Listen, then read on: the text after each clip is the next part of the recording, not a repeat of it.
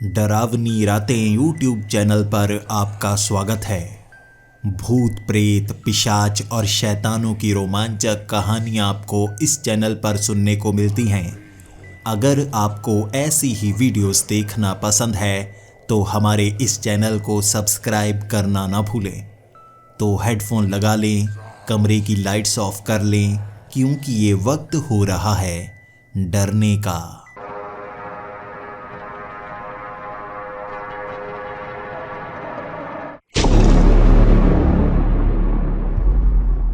Hello दोस्तों, मेरा नाम मनोहर है और मैं तमिलनाडु के मदुराई शहर का रहने वाला हूँ। मैं यहाँ एक छोटा सा कपड़ा व्यापारी हूँ जो पिछले 5 सालों से इस काम में डटा हुआ हूँ। धीरे धीरे थोड़ी थोड़ी तरक्की मिल रही है। जब मैंने इस दुकान को शुरू किया था तब बहुत ज़्यादा मुश्किलात थी। मैंने लोन पर पैसे लिए थे और मुझे डर लग रहा था अगर मैं लोन वापस ना कर पाया शायद हमारी पुश्तैनी ज़मीन भी बिक जाएगी। लेकिन भगवान ने हमारा साथ दिया था। धीरे धीरे ही सही ये काम ठीक ठाक चलने लगा। कपड़ा व्यापारी में बन गया था। इसके बाद कपड़े में बेचता रहता, कई दुकानों में सप्लाई करता। धीरे धीरे कुछ पैसे जुड़ते गए। मैंने लोन 4 सालों में वापस कर दिया। अब 1 साल से जैसे बहुत ज़्यादा खुशी मिल रही है। जब आप कर्ज चुका देते हैं तो जैसे सर से बोझ कम हो जाता है। मेरी बीवी एक हाउसवाइफ है और मेरे माता पिता की मौत उस वक्त हो गई थी जब मैं 10 साल का था। उसके बाद से मैंने खुद को खुद ही संभाला है। ना मेरी कोई बहन थी ना कोई भाई था। मेरे चाचा मुझे अपने पास रखना नहीं चाहते थे तो मैं उसी घर में इसी तरह पलता रहा। किराए के मकान पर हम रहा करते थे और हमारी जो पुश्तैनी ज़मीन थी चाचा जी वहाँ पर रहा करते। धीरे धीरे ही सही लेकिन मैंने पढ़ाई में ध्यान लगाया और उसके बाद लोन लेकर छोटा सा कपड़ा व्यापारी बना।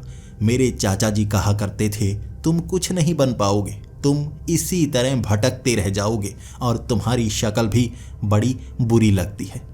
गरीबों की शक्ल सबको बुरी ही लगती है ना। आज मैं एक कपड़ा व्यापारी कहलाया जाता हूँ और चाचा जी भी मुझे अब प्यार से बात करने लगे हैं।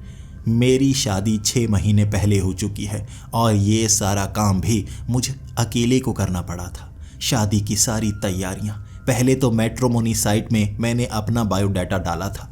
मैं जानता था मेरे चाचा जी मेरी मदद नहीं करने वाले।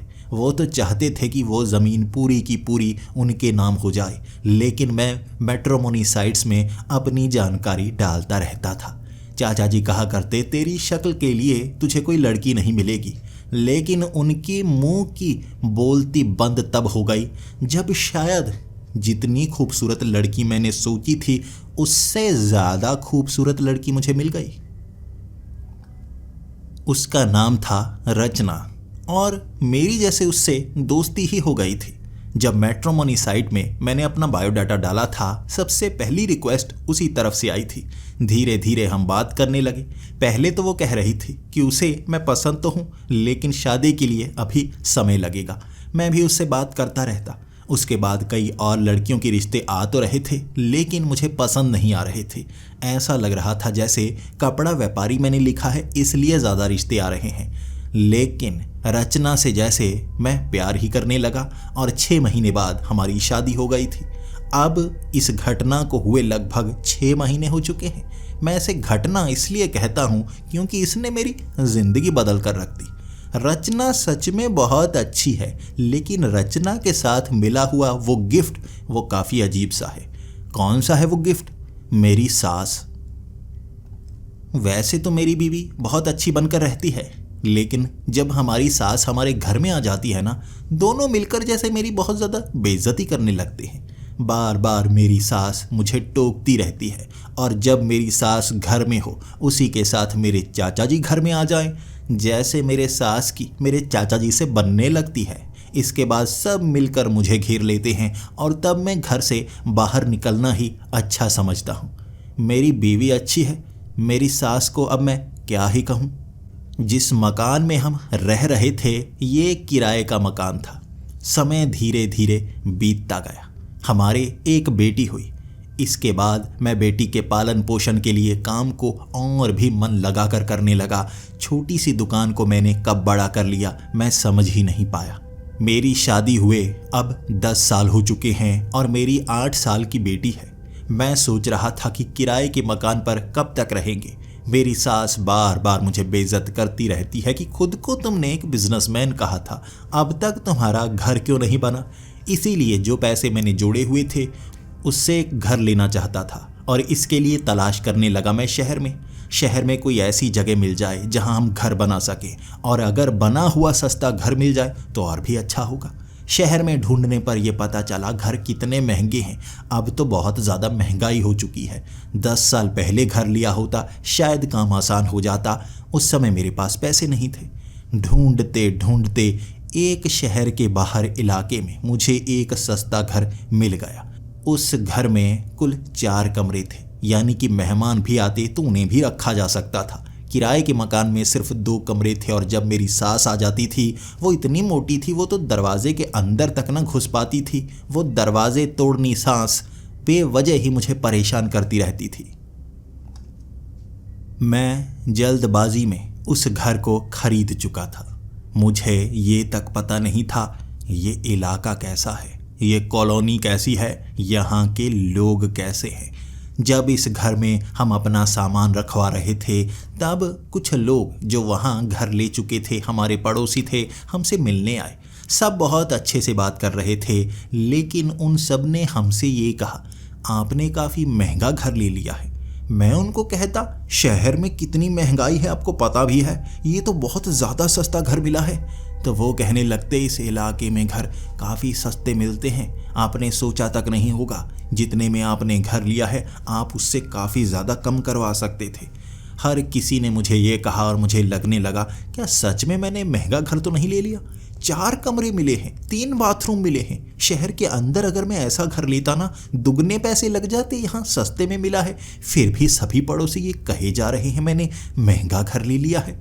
इस इलाके में क्या है, यहाँ सीवरेज पड़ा हुआ है, यहाँ वाटर की पाइपलाइन लगी हुई है, हर चीज़ तो मौजूद है। आखिर इसे सस्ता इलाका कैसे कह सकते हैं। जब 2-3 दिन हम वहाँ पर रहना शुरू हो गए फिर हमें जिन बातों का पता चला तब मैं थोड़ा सा डरने लगा था। एक पड़ोसी ने बताया था इस इलाके के बिल्कुल साथ में पीछे जंगलात शुरू हो जाते हैं, उन इलाकों में कोई नहीं रहता। वहाँ से कहते हैं एक चुड़ैल यहाँ पर आती है जो रात को लोगों को मारने की कोशिश करती है, पीटने की कोशिश करती है, बच्चों को उठाने की कोशिश करती है। यहाँ बहुत ज़्यादा दिखती है। कई बार पुलिस को कंप्लेंट की जा चुकी है, लेकिन जब पुलिस आती है वो कहती है आप अंधविश्वास पर यकीन करते हैं। कोई इस बात का सल्यूशन नहीं कर पाया है कि उस चुड़ैल से कैसे बचा जा सकता है। अब ये बात सुनकर मैं तो डर गया था। मेरी बीवी ज़रा भी नहीं डरी थी। और जब ये बात चल रही थी उस वक्त मेरी सास भी वहाँ पर बैठी हुई थी। वो तो कुछ नहीं बोली, लेकिन आंखें घुमा घुमा कर देखती रही जैसे वो इस बात से चिढ़ रही हो। जब वो पड़ोसी चला गया मेरी सास कहने लगी थी, ये अंधविश्वासी है, ये पागल है, लोगों की कैसी बातें सुनता है। चुड़ैल, यहाँ कोई चुड़ैल आई ना उसे गर्दन से पकड़कर मरोड़ कर रख दूंगी। बेवजह डरे जा रहे हो, मेरी बेटी को डराने की कोशिश करते हैं। मैं जानता हूँ मेरी सास खतरनाक है, उस चुड़ैल से भी ज़्यादा, लेकिन जो असली चुड़ैल होती है वो क्या क्या कर सकती है मुझे अब तक नहीं पता। मुझे इसके बाद याद आने लगी बचपन की वो घटना। जब मैं 7 साल का था तब अपने उस पुश्तैनी घर में रहा करता था। वहाँ पिताजी भी मेरे साथ होते। चाचा जी मुझे काफ़ी तंग किया करते थे। वहाँ पर जब मैं घूमने के लिए कहीं भी जाता तो मुझे डराने लगते, यहाँ चुड़ैल दिखेगी, यहाँ चुड़ैल दिखेगी। इसीलिए मैं इस बात को अंधविश्वास मानने लगा था। एक दिन एक खंडहर घर के आगे से मैं निकल रहा था। वक्त रात के 8 बजे का था।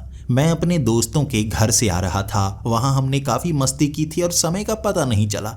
जब उस खंडहर घर के आगे से मैं निकल रहा था एक खिड़की से एक पतली सी आवाज़ आई थी, कहाँ जा रहे हो, रुको रुको, मेरी थोड़ी मदद कर दो। मैं वहाँ रुक गया था। मुझे लगा कौन है जो मेरी मदद मांग रहा है। तभी मेरी नज़र पड़ी थी पीछे वाली एक खिड़की पर। ये खंडहर घर था, जैसे अभी अभी गिर जाएगा, इतना ज़्यादा पुराना था। और उसकी दूसरी मंजिल पर एक खिड़की बनी हुई थी। उस खिड़की से एक चेहरा बाहर की तरफ झांक रहा और मुझसे मदद मांग रहा।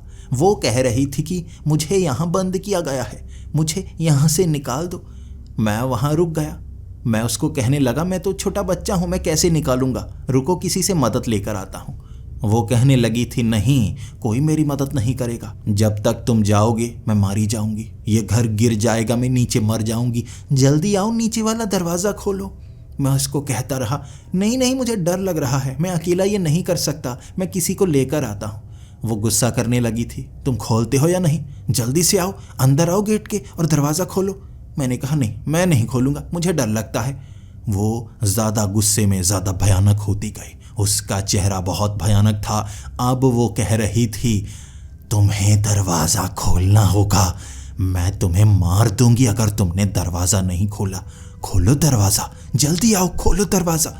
मैं उससे डरने लगा, नहीं नहीं, मैं नहीं खोलूँगा। ये कहकर मैंने आगे भागना शुरू कर दिया और उसने अपने हाथ से वो खिड़की को तोड़ दिया था। जैसे अंदर धमाका हुआ हो, वो खिड़की बाहर की तरफ बिखर गई थी और अंदर से उसका भयानक चेहरा। हवाएं चलने लगी थी, जैसे उस घर के आसपास हर पेड़ हिल रहा था, लेकिन आगे ज़रा भी हवा नहीं। वो एक चुड़ैल थी जो मुझे घर के अंदर बुला रही थी। शायद मैं जब वो दरवाज़ा खोलता, वो खींच कर मुझे अंदर ले जाती। जब मैं घर आया, इस बात को मैंने अपने पिता को बताया था, अपने चाचा को बताया था। मेरे चाचा ने तो मेरे सर पर 2 टपली मारकर कहा था, ये पागल है, लेकिन मेरे पिता ने ये बात मान ली थी। उसके बाद जब मेरे पिता ने पता किया था तो उन्हें सुनने को मिला, वहाँ सच में लोगों को चुड़ैल दिखती है। इस बात ने मेरे अंदर ऐसा डर पैदा किया कि मैं भूतों प्रेतों से बहुत ज़्यादा डरने लगा। सुनसान जगह पर कभी नहीं जाता। ऐसा कोई घर जो देखने में भूतिया हो, भले ही वहाँ पर कोई रहता हो, उसके अंदर जाने की मेरी हिम्मत तक ना होती। मैंने भूतिया फिल्में देखनी छोड़ दी, भले ही वो कॉमेडी क्यों ना हो। अगर उसमें भूत दिखाया जाता, मैं आंखें बंद कर लेता। ऐसा डर मेरे अंदर पैदा कर दिया था कि मैं ऐसी चीज़ों से दूर रहना ही पसंद कर रहा था। इस तरह मेरी ज़िंदगी आगे बढ़ी थी और आज फिर से घूम कर आपका इतिहास आपकी आंखों के सामने आ जाता है। ये घर तो हमने खरीद लिया था, लेकिन इस इलाके में चुड़ैल नज़र आती है। मेरी टांगें कांप रही थी। तभी मेरी सांस मुझे दिलासा देने लगी। वो कह रही थी, मैं तुम्हारे साथ हूँ ना, मैं तुम्हारी रक्षा करूँगी। मेरी बीवी भी मेरी सास से बातें मिलाने लगती थी कि हाँ, हम दोनों तुम्हारी सुरक्षा करेंगी। मैंने कहा, मेरी सास तो सुरक्षा कर सकती है क्योंकि वो इतनी भारी है। मेरी जो बीवी है वो काफ़ी पतली है, मुझे उसकी सुरक्षा करनी पड़ेगी और कहीं वो हवा में उड़ उड़ ना जाए। लेकिन मेरी सास इतनी भारी है कि ये 2 मंजिला मकान नीचे ना गिर जाए। मुझे इस बात का डर है जो चुड़ैल से भी ज़्यादा है। मैं अपनी सास को यहाँ ज़्यादा समय रुकने के लिए नहीं कह सकता, और वैसे भी वो एक दिन आती है, मुझे हार्ट अटैक के करीब पहुँच जाता हूँ मैं। अगर वो ज़्यादा समय यहाँ पर रही तो मैं तो मारा जाऊँगा ना। इसीलिए मैंने कह दिया कि मैं ऐसे भूतों से अब ज़्यादा डरने वाला नहीं। चुड़ैल है तो है, क्या कर सकते हैं। मैं उसे डराने के लिए, उसे भगाने के लिए बहुत सी तरकीबें जानता हूँ। ये कहकर मैंने सास को भगाया था और मुझे लगा जैसे मैं सास को भगा सकता हूँ, वैसे चुड़ैल को भी भगा सकता हूँ। मेरी सास उस चुड़ैल से ज़्यादा खतरनाक है। जब हमारी सास घर से चली गई, मेरी बीवी की बोली भी बदल जाती है। सास के सामने वो मीठा बोलती ही नहीं। जब मेरी सास चली जाती है तो मेरी बीवी इतने प्यार से बात करने लगती है जैसे कोई और ही आत्मा उसके शरीर के अंदर आ जाती हो। अब मेरी बीवी मेरी बेटी के सामने ही मुझे कह रही थी, क्या सच में तो यहाँ चुड़ैल नहीं है? मैंने कहा, लोग कह रहे हैं तो शायद यहाँ चुड़ैल होगी। तो मेरी बीवी डरते डरते कहने लगी थी, आप वो बात तो सही कर रहे थे ना कि आप सुरक्षा करेंगे। मुझे भी वैसे चुड़ैलों से डर लगता है, वो मैं माँ के सामने कुछ बोल नहीं पाती। मैं अपनी बीवी की बातों से घबराने लगा था। एक तो मुझे ऐसे भूतों से डर लगता है, मेरी बीवी को भी डर लगता है। तभी मेरी बेटी ने कह दिया, अगर आप दोनों को डर लगता है तो शायद सच में ऐसी चीज़ होगी जिससे मुझे भी डरना चाहिए। हम तीनों अपने घर में डरे डरे से रहने लगे थे। हम रात को घर से बाहर नहीं निकलते। हमें लगता हम बाहर जाएंगे तो वो चुड़ैल हमें उठा कर ले जाएगी। 15 दिनों तक हम घर के अंदर ही रहे थे। अब दिन के वक्त भी बाहर कम ही निकला करते थे। मैं अपने स्कूटर से उस दुकान पर जाता और दुकान से घर। इस इलाके में मैं किसी से बात करना भी पसंद नहीं करता था। मैं इतना ज़्यादा डरा रहने लगा, उसके बाद महसूस होना शुरू हो गया अगर हम इसी तरह घर में छिपकर रहने लगे तो वो चुड़ैल मारे ना मारे, हम वैसे ही दम घुटकर मारे जाएंगे। यहाँ शाम के वक्त लोग सैर करने के लिए सड़कों पर निकलते हैं। रात होते होते वो घरों में वापस आ जाते हैं। फिर भी सड़कों पर कई लोग घूमते ही रहते हैं। ये देखने के बाद मुझे लगने लगा ये मन घड़ंत बातें शायद हमें डराने के लिए बताई गई हैं, बाहर कुछ नहीं है। मैं रात के 8 बजे सड़क पर सैर करने के लिए निकला था। टांगे मेरी कांप रही थी, इसीलिए बार बार मैं गिरे जा रहा था। मेरी बीवी और मेरी बेटी वहाँ खिड़की से मेरी तरफ देखी जा रही थी। वो ये देखना चाहती थी कि मुझे कोई चुड़ैल चिपकती है या नहीं चिपकती। वहाँ सड़क पर कई लोग दिख रहे थे, कोई इस तरफ आ रहा तो कोई उस तरफ जा रहा। मैं बार बार, कभी मैं किसी और दिशा में जाता, फिर से घूम कर आ जाता। मेरी बीवी, मेरी बेटी वहाँ से मुझे देखती जा रही थी। कुछ समय घूमने के बाद अब हिम्मत बढ़ गई तो मैं और दूर घूमने के लिए चला गया। वहाँ तक उनकी नज़र नहीं पड़ रही थी। जब मैं वापस आ गया तो मन को सुकून मिला। रास्ते में मुझे कई लोग मिले थे। अगर यहाँ चुड़ैल ऐसे हमला करती तो लोग बाहर निकलने ही नहीं चाहिए थे। मन घड़ंत बातों ने हमें डरा कर रख दिया। इसके बाद शाम के वक्त हम सैर के लिए निकलते। अब मेरी बेटी घर में होती, मेरी बीवी और मैं, हम दोनों सैर के लिए निकलते। कई लोग मिलते। धीरे धीरे हम 9 बजे भी सैर करने के लिए जाने लगे थे, क्योंकि अब मैं काम पर ज़्यादा समय लगा रहा था। अब घर की चिंता खत्म हो गई थी। 1 महीना मैं इसी तरह से निकाल चुका था। तब एक शाम मैं 8 बजे घर पहुंचा और उसके बाद खाना खाकर 9 बजे मैं सैर के लिए सड़क पर गया। मेरी बीवी की टांग में दर्द था, इसीलिए आज मैं अकेला सैर के लिए जाने वाला था। सैर करते करते अपनी उस कॉलोनी से बाहर की तरफ चला गया।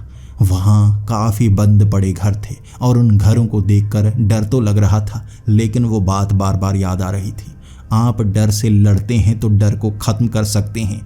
एक बार अपने डर से भागना शुरू कर दिया, आप सारी ज़िंदगी भागते रहेंगे। मैं अपनी सांस रोककर उन घरों से आगे निकल गया था। वहाँ पर सैर करने वाला कोई नहीं दिख रहा। तभी एक घर के पीछे से मुझे एक पायल की आवाज़ सुनाई दी, छम छम। वो आवाज़ ने एक पल के लिए मुझे डरा दिया। फिर मैं तेज़ी से उस घर से आगे निकलने वाला था, तभी फिर से वो पायल की आवाज़ आई। कभी तो मुझे लग रहा कहीं ये चुड़ैल ना हो। फिर मेरा दिमाग कह रहा अगर तू आज डरा ना, हमेशा डरता रहेगा। अब पायल से भी डरना शुरू हो जाएगा। इसीलिए मैंने उस तरफ देखा नहीं। मैं शांत मन लेकर उससे आगे निकलना चाहता था। तभी वो छम छम की आवाज़ पास के एक और घर से आने लगी। ऐसा लग रहा था जैसे जितना आगे मैं बढ़ रहा हूँ वो पायल की आवाज़ मेरे साथ साथ आ रही है।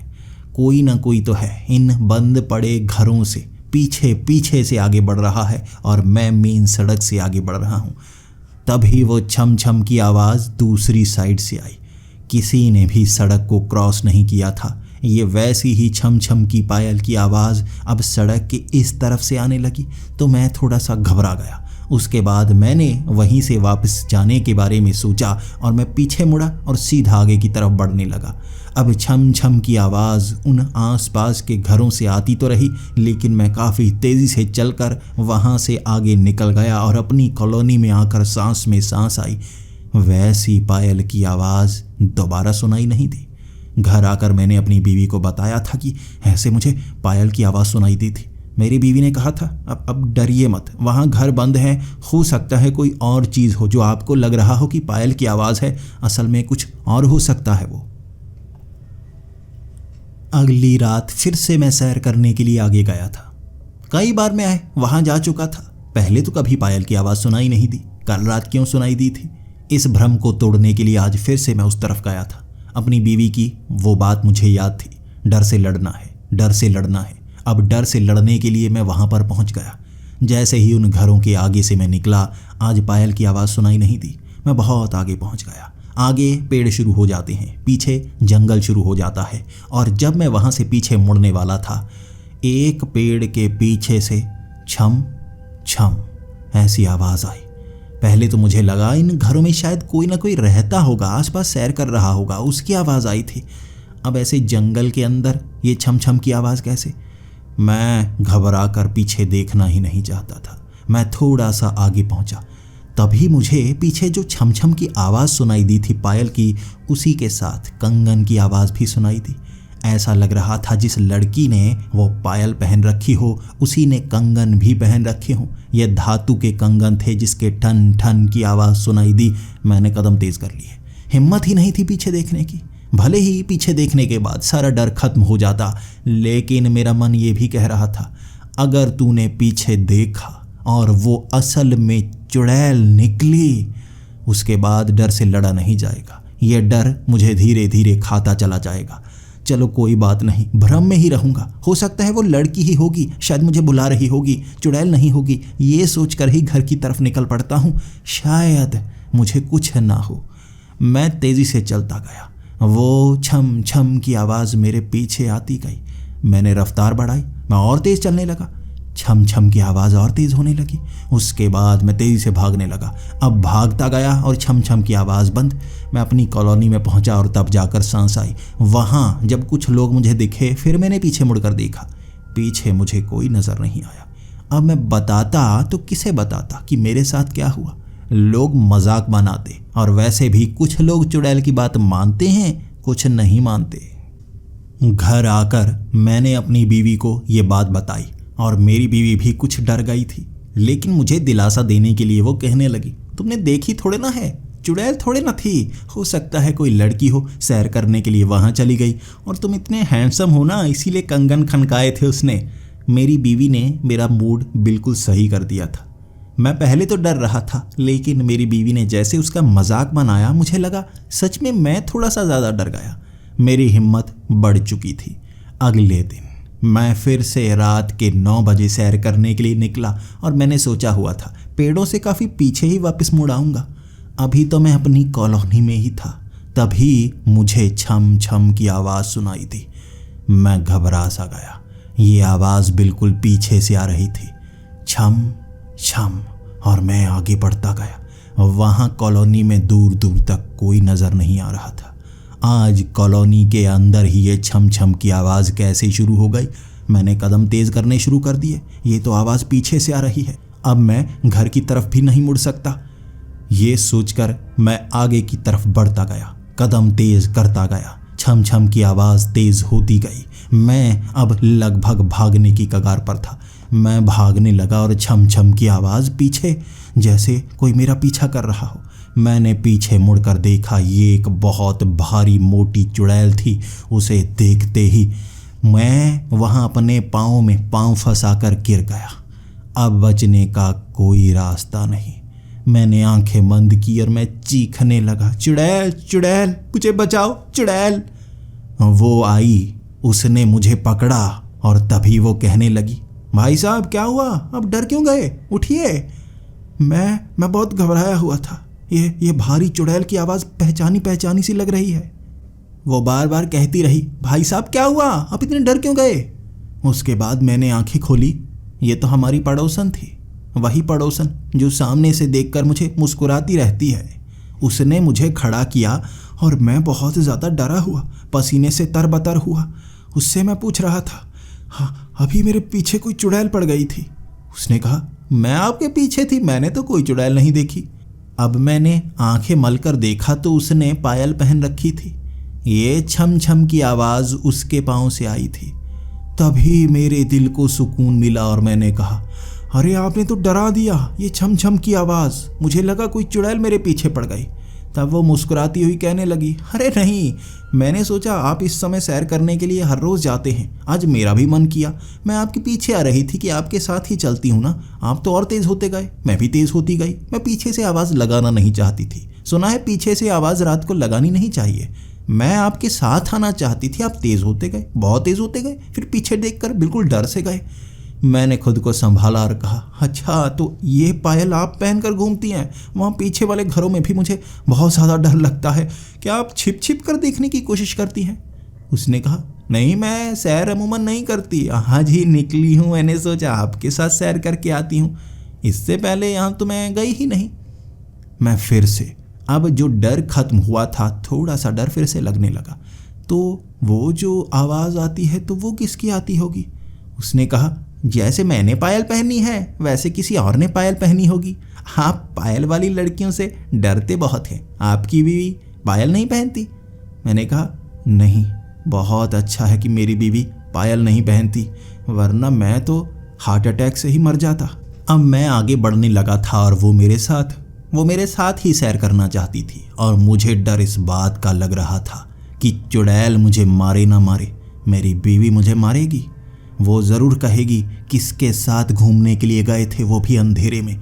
ये मोटी लड़की मेरे कब से पीछे पड़ी हुई है, ये शादीशुदा है, लेकिन पता नहीं क्यों मुझ पर लाइन मारती रहती है। और मुझे डर लग रहा था, मेरी बीवी ने खिड़की से देख लिया कि मैं वहाँ आगे वाले घरों से इसके साथ आया हूँ, मैं मारा जाऊँगा। अब मैं बहाने लगा रहा था कि मुझे तो इस तरफ जाना है, मुझे तो उस तरफ जाना है। वो कहती रहती, मैं साथ चलती हूँ ना, मैं साथ चलती हूँ ना। अब उसे कैसे कहता, मेरे साथ मत आ। मैं अब उन घरों की तरफ जाने लगा। मैंने सोचा अब इसे डराऊंगा तभी भागेगी। छम छम की आवाज़ किए मेरे साथ। कई आस पड़ोस के लोग मुझे देखकर थोड़ा हंस रहे थे कि मैं इसके साथ घूम रहा हूँ, इनका कोई चक्कर लगता है। मेरे सर पर पसीना आ रहा, शायद उस चुड़ैल ने भी इतना ना डराया हो। चलते चलते अब उन घरों की तरफ निकला था मैं। वो खाली घर, वहाँ इसकी छम छम की आवाज़ और इसके वो तंग करने वाले सवाल। वो पूछे जा रही थी, ये पेड़ कैसे, ये घना कैसे, ये छोटा पेड़ कितना, ये बड़ा घर किसका है, ये सड़क कैसे बनाई गई, ये खंबा कैसे बनाया गया, ये चिट्ठी पड़ी है, ये च्युइंगम पड़ी है, ये गुटखा पड़ा है। उसने मेरे सर को फटने पर मजबूर कर दिया था और मैं उसे मना करता तो कैसे करता। एक पल के लिए मन किया था जैसे वो नीचे पड़ा पत्थर इसके सर पर मारूं और इसका कचूमर निकाल दूं, लेकिन इतनी भारी लाश जो यहाँ पड़ी होगी उसे हटाया भी नहीं जा सकता। इतना ज़्यादा गुस्सा आ रहा था, उसे मारने का मन कर रहा था। वो चुप ही नहीं कर रही। जब हम सैर करते करते वहाँ घरों से आगे निकले, तभी पीछे से आवाज़ आई मेरी बीवी की, सुनिए सुनिए, मुझे भी साथ लेकर चलिए। ये सुनते ही यकीन कीजिए, मुझे एक पल के लिए आंखों के सामने मौत नजर आई थी। अब मारा गया। इस सुनसान में मेरी बीवी पीछे और ये बिल्कुल मेरे साथ चल रही है। अब पीछे मैंने देखा मेरी बीवी मेरी बेटी के साथ इधर भागी आ रही है। मेरे मुंह का रंग उड़ चुका था। तभी वो मेरे करीब आई और कहने लगी, चलिए चलिए, अब मेरे साथ सैर करेंगे, हम इकट्ठे बातें करेंगे। आप ऐसा कीजिए, आप जा सकती हैं क्योंकि अब आगे हम चल कर जाने वाले हैं। तब वो कहने लगी, अच्छा तो तुम जाने वाली हो, मुझे लगा तुम्हारी टांग में चोट लगी है, इसीलिए मैंने सोचा इनके साथ थोड़ा आगे सैर करके आती हूँ। अब मेरी बीवी ने उसे पीछे से भगा दिया था और वो छम छम करती हुई वहाँ से गई। मेरा रंग उतरा हुआ, मैं बीवी की तरफ देख रहा। मैं उसे समझाना चाहता था, ये पीछे पड़ गई थी। तब मेरी बीवी ने कहा, मैंने उस खिड़की से पहले ही देख लिया था, कैसे वो आपके पीछे जा रही थी और आप शायद डर गए। आप डरे क्यों, पीछे मुड़कर देखा ही नहीं। मैंने कहा, मुझे लगा ये चुड़ैल है, इसने पायल पहनी हुई थी, वो घुंघरुओं की आवाज़, मैं एकदम से डर कर गिर गया। फिर इसने उठाया, मैंने तो आंखें बंद की थी। मेरी बीवी हंसकर कहने लगी, मैंने सब कुछ देखा और मैंने ये भी देखा आप कितने ज़्यादा डरे थे। उसके बाद ये आपके साथ चलने लगी। यकीनन कोई ना कोई इसने बहाना लगाया होगा, इसीलिए मैंने अपनी बेटी को तैयार किया, आपके पीछे आने लगी। मुझे शक था कहीं आपकी इज्जत पर ये हाथ न डाले। अब मेरी सांस में सांस आई। मेरी बात को मेरी बीवी समझ चुकी थी और मैंने भी हंसी में बात उड़ा दी। अच्छा हुआ तुम समझ गई, मुझे यही डर था कहीं तुमने मुझे इसके साथ देख लिया, मैं फंसा। अब मैं उसे मना कैसे करता। मेरी बीवी ने कहा, कोई बात नहीं, अब मना मैं करवाऊंगी। ये कहकर हम हंसी में तीनों उन घरों से आगे बढ़ने लगे।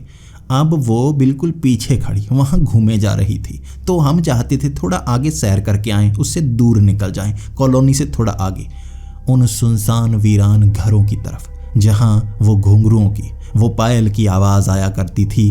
हम तीनों उस तरफ जा रहे। अब तीन थे इसलिए डर कम लग रहा, लेकिन मुझे डर अपनी बेटी का भी था, कहीं मेरी बेटी को कोई चोट ना पहुँचे। सच में कोई चुड़ैल दिखी, मैं और मेरी बीवी तो बड़ी तेज़ी से भागेंगे, लेकिन मेरी बेटी तेज़ नहीं भाग सकती। अब हमने देखा वो जो लड़की थी वो आंटी जो मेरे पीछे पड़ी रहती थी वो भी हमारे पीछे आ रही। वो मुस्कुराती हुई मेरी तरफ देखे जा रही और मेरी बीवी को बहुत ज़्यादा गुस्सा आ रहा। अब इस खाली इलाके में वो अकेली पीछे चली आ रही। अब छम छम की वो आवाज़, मुझे लग रहा था मुझे देखने के लिए यही आती है, यही डराती है। बात नहीं मान रही थी और मेरी बीवी ने भी कहा, यहाँ इसने कोई हरकत की ना, इस घर के पीछे ले जाऊंगी, वहाँ इसके बाल पकड़ पकड़ के इतना पीटूंगी, कहूँगी चुड़ैल ने पीटा है। ठीक है, मैंने अपनी बीवी को हामी भर दी थी कि अगर इसने कोई गड़बड़ की पीछे ले जाकर पीटेंगे इसे। अब हम चलते चलते काफ़ी आगे पहुँचे। छम छम की आवाज़ जो पीछे से आ रही थी वैसी छम छम की आवाज़ आगे से आई, एक पेड़ के पीछे से। 2 बार किसी के चलने की आवाज़ आई। मैं, मेरी बीवी और मेरी बेटी वहीं पर रुक गए थे। ऐसा लगा जैसे सच में कोई आगे हो। तभी पेड़ के पीछे से निकला कोई। ये कोई साधारण औरत नहीं थी, साधारण लड़की नहीं थी। उसकी जो बाजू थी वो पीछे की तरफ मुड़ी हुई, उसकी जो टांगें थी वो पीछे की तरफ मुड़ी, उल्टे पंजे, भयानक चेहरा, एक चुड़ैल आंखों के सामने, बिल्कुल वैसी जैसी बचपन में मुझे घर की उस खिड़की से दिखी थी। इस चीज़ ने हमारी चीख निकाल दी थी।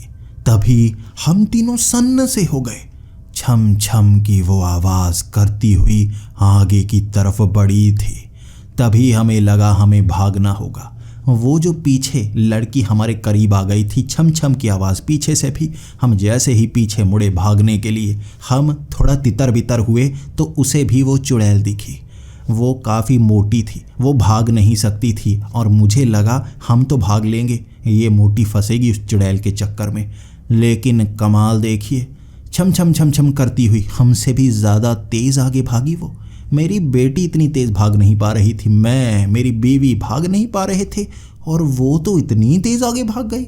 मैं तो ऐसे देख रहा था जैसे असली शक्तिशाली स्त्री वो हो। वो बड़ी तेज़ी से भागी, बिना चीखती हुई, छम छम करती। एक पायल उसकी रास्ते में गिर गई।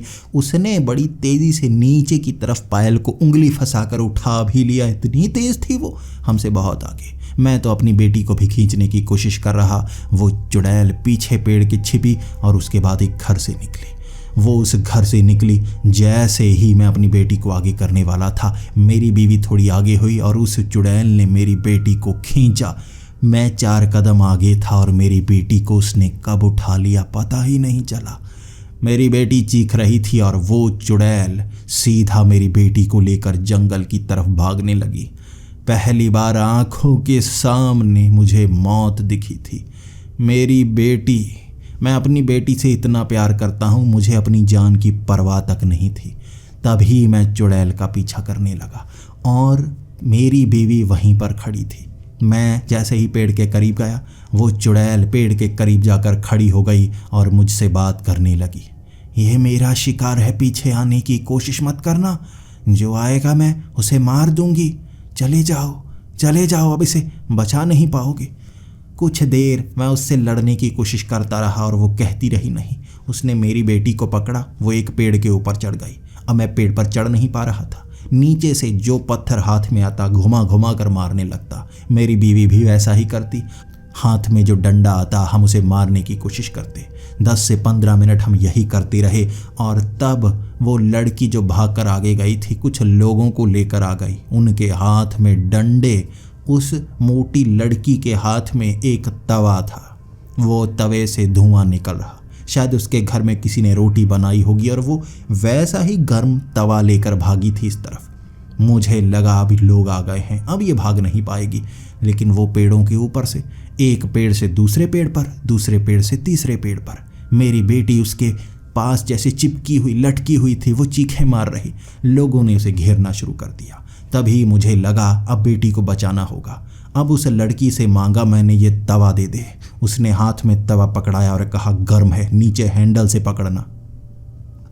अब मेरी बेटी उसकी चंगुल से फिसल रही थी, इसीलिए वो लटक लटक कर आगे भाग नहीं पा रही थी। फिर वो ज़मीन पर आ गई। लोगों ने उसे घेरना शुरू कर दिया, लेकिन वो लोगों को धक्का दे रही, मेरी बेटी को छोड़ने का नाम नहीं ले रही। फिर मैंने जो छलांग लगाई एक पेड़ के ऊपर से, ये तवा आड़ी दिशा में करके मैंने उसके माथे पर मारा और उसके माथे पर काले रंग का निशान बन गया। तब उसने मेरी बेटी को छोड़ा। और मुझे लगा शायद तवे के वार से ही से हराया जा सकता है। आड़ा तवा मैं खींच खींच कर मारता गया। वो गर्म तवा जितना उसके बजता वो उतना पीछे जाती। बार बार इस तवे को घुमा घुमा कर मैंने चुड़ैल के मारा और उसकी आड़ी तिरछी टांगें और बाजू वो मुझे पकड़ना चाहती थी। मैंने इस तवे को उसके माथे पर लगा दिया और माथे से निकला उसके धुआं। तभी लोग भी डंडे लेकर उसे मारने ही लगे थे। वो छलांग लगाकर एक पेड़ पर चढ़ गई। उसके बाद उसने मेरी तरफ घूरा और कहा, मैं वापिस आऊंगी, अपने शिकार को छोड़ूंगी नहीं। अब ये नहीं बचने वाले। अगर तुम सीधे तौर पर बचाते शायद अलग बात थी।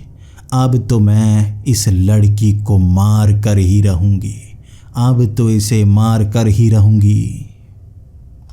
ये कहकर वो चुड़ैल हवा में लहराती हुई उस अंधेरे में लोप हो गई। वहाँ वो भीड़ थी उस कॉलोनी की। वो सारी भीड़ वापस आई। मैंने लोगों का धन्यवाद किया और उस लड़की का भी, और वो मुस्कुराती हुई कहने लगी, मैं कभी भी मदद करने को तैयार हूँ। मेरी बीवी ने थोड़ा गुस्सा दिखाया था, उसके बाद मैंने अपनी बीवी को शांत किया। उसने मदद की है। अभी गुस्से का समय नहीं है। अपनी बेटी को लेकर हम घर आए थे और आज चुड़ैल से सामना करने के बाद वो जो डर था वो खत्म हो गया था। मुझे एक बात का पता चल गया था, एक चुड़ैल, उसे हराया जा सकता है, उसे भगाया जा सकता है। हिम्मत से लड़ने की ज़रूरत होती है, लेकिन उसकी बातें जो मेरे अंदर मुझे चीर रही थी वो वापस आएगी, वो वापस आएगी। और ये बात मेरी बीवी ने भी कही थी। अगली सुबह मेरी सास वहाँ पर आ गई और यकीन कीजिए फिर से मेरी सास उस चुड़ैल से ज़्यादा भयानक लग रही थी। तब मेरी सास मुझे पीटने लगी थी, ये मुआ मेरी बेटी को मराएगा, ये मुआ मेरी बेटी को मराएगा, चुड़ैलों के पास लेकर जाता है, मेरी नाती को चुड़ैलों को छोड़ के आएगा। मैं अपनी सास को समझा रहा था, ऐसा नहीं है, हमने मिलकर उन्हें बचाया है, लेकिन वो मुझे काफ़ी समय पीटती रही। अंत में मैंने भी उसे गुस्सा दिखाया और वो थोड़ी शांत हुई। तब मिल बैठकर हम बात करने लगे, जो हमेशा हुआ करता था। हम ये सोच रहे थे क्या वो चुड़ैल वापस आएगी, और मेरी सास ने कहा, पहले तो मैं चुड़ैलों पर यकीन नहीं करती थी, अब चुड़ैल है तो वापस आएगी। हर कोई बदला लेने के लिए आता है, जैसे मैं बदला लेने के लिए आती हूँ। मुझे तुझसे चिढ़ है, इसीलिए मैं यहाँ आ जाती हूँ। अब वो चुड़ैल भी तुमने कहा खतरनाक है, तो वापस वो भी आएगी। मैं जानता था एक चुड़ैल के बारे में एक चुड़ैल जैसी ही जान सकती है। अब मेरी सास ने कह दिया है वो वापस आएगी, तो यकीनन वो वापस आएगी। मैं उस रात घर में ही था और बाहर जाना नहीं चाहता था। तभी घर के आसपास मुझे ऐसा लगा जैसे वो पायल की आवाज़ आ रही है। पहले मैं सोचने लगा मुझे घूरने के लिए पड़ोसन तो नहीं आई।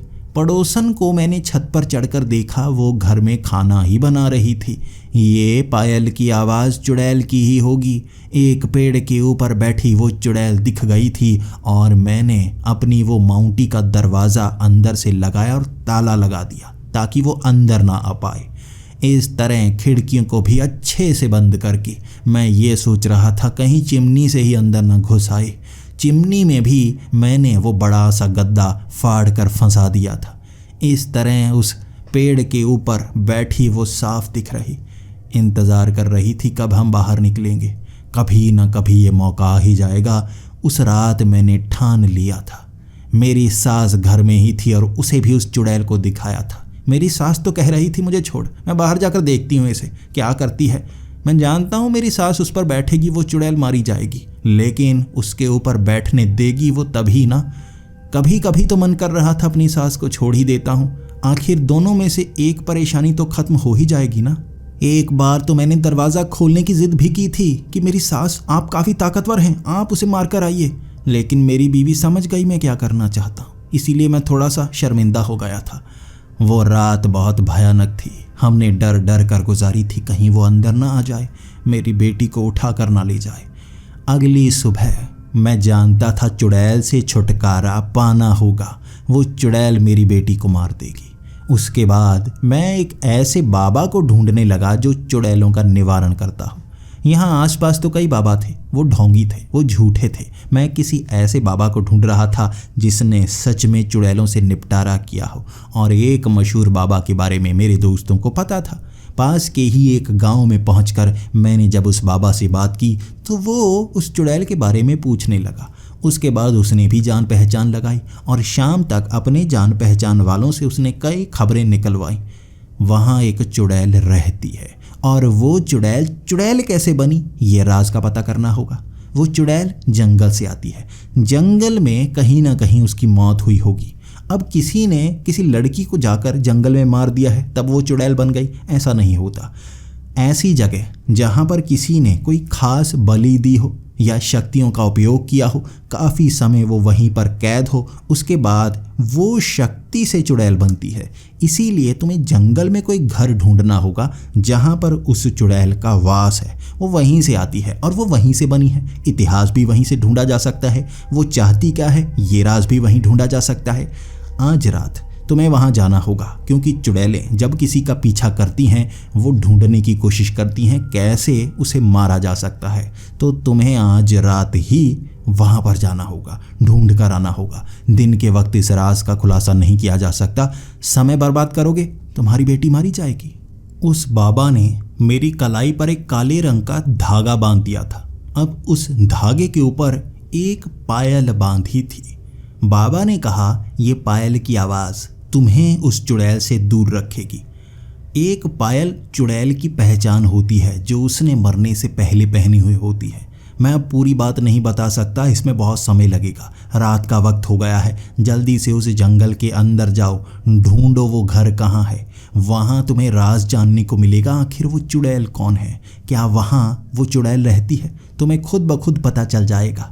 तुम्हें बस जंगल के अंदर जाना है जिस दिशा से वो चुड़ैल आया करती थी। मैं अब जान गया था राज जानने का समय है और रात का समय है। मुझे बचाने के लिए तो पायल आ चुकी है मेरे हाथ में, लेकिन मेरी बेटी को शायद मैं बचा नहीं पाऊंगा। मैं सीधा भागा था अपने घर की तरफ और मुझे लगभग आधा घंटा लगा हमारी कॉलोनी में पहुंचने में। तभी मैंने फ़ोन पर अपनी बीवी को बता दिया कि बेटी का ख्याल रखना। मेरी सास भी घर में आ चुकी थी और मैं जानता था वो चुड़ैल मेरे सास के सामने कुछ नहीं कर सकती। मेरी सास बहुत खतरनाक है।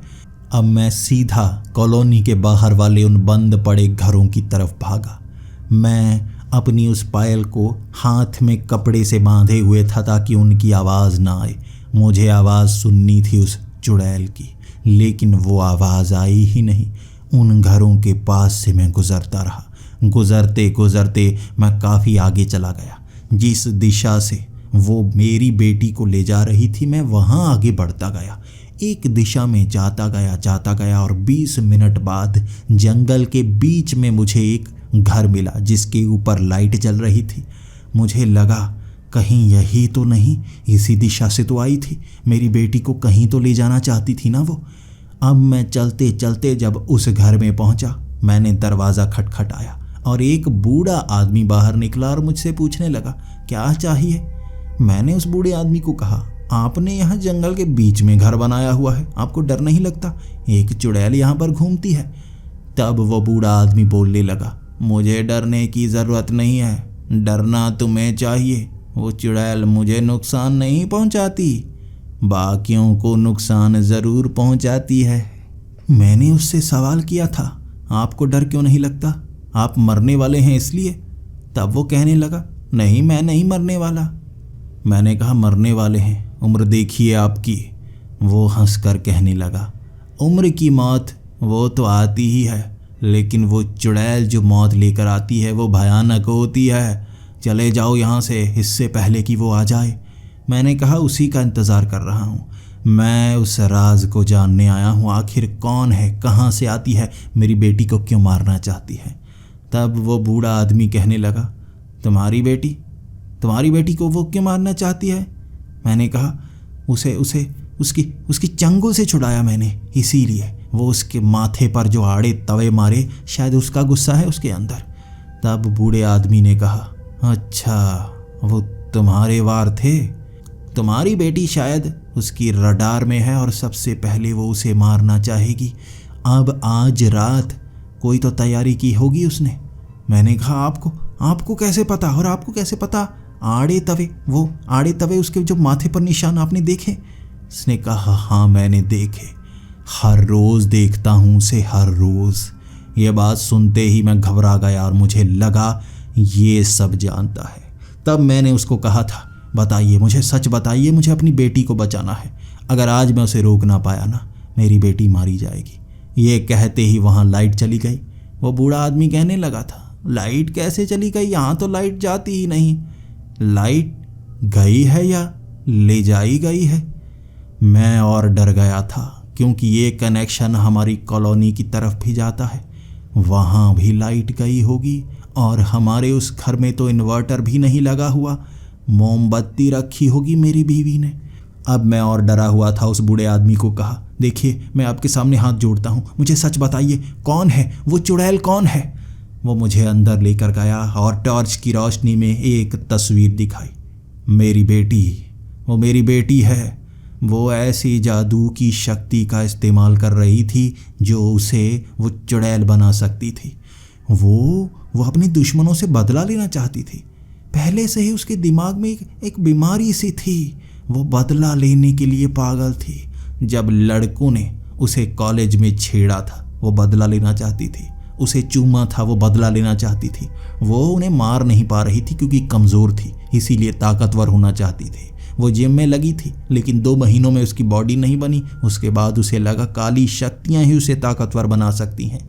इस घर के तहखाने में वो अपने उस काले जादू का इस्तेमाल किया करती, और तब उसे एक चीज़ का पता लगा था।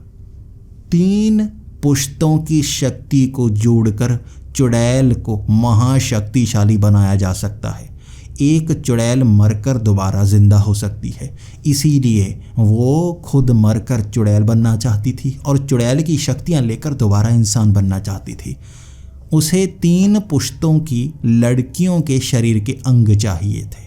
इसके लिए उसने तरकीब लगाई कि एक तो वो अपनी टांगों को काटेगी, अपनी माँ की बाजुओं को काटा उसने, उसके बाद अपनी दादी के सर को काटा उसने, और इन अंगों को नीचे जादू की शक्ति के लिए इस्तेमाल किया।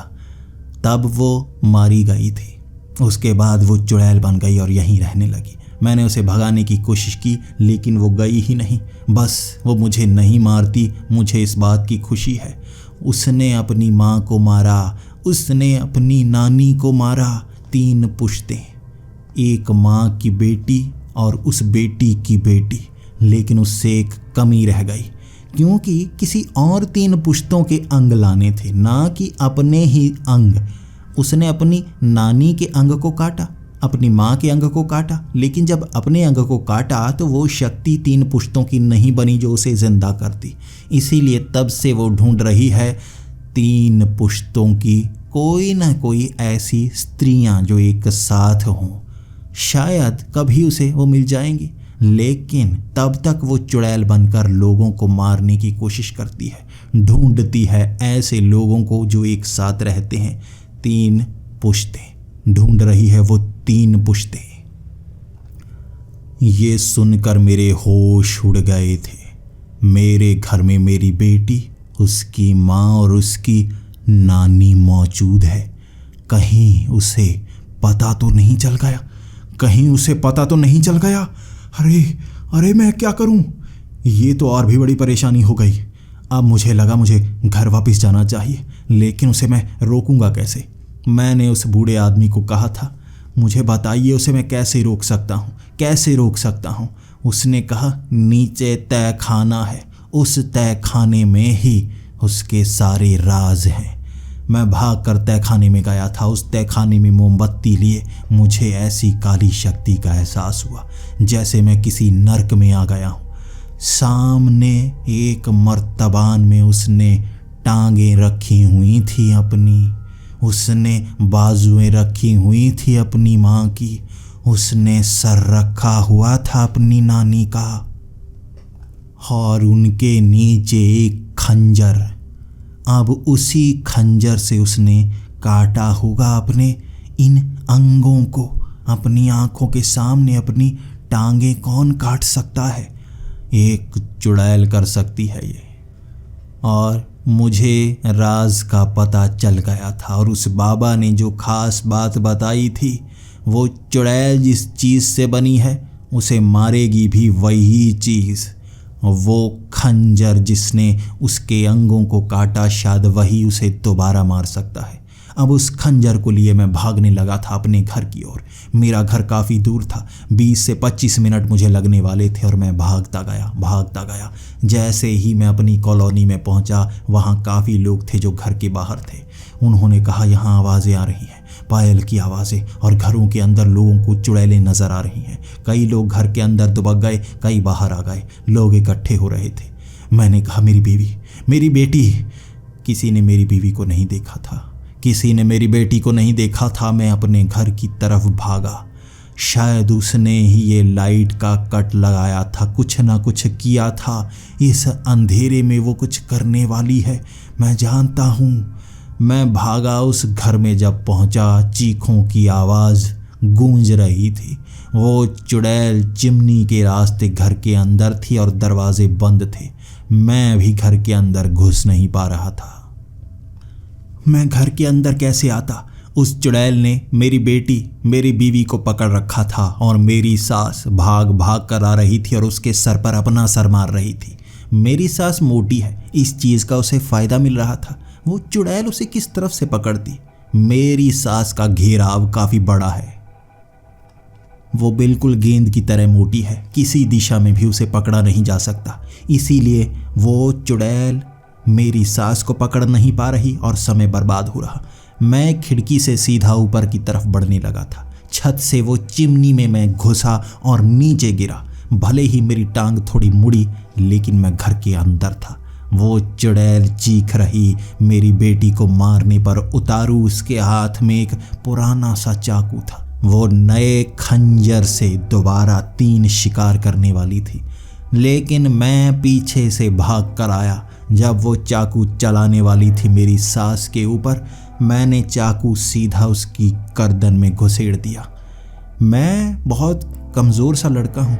बचपन में जब कोई चींटी भी मारनी होती थी, मुझे खुद दर्द होता था।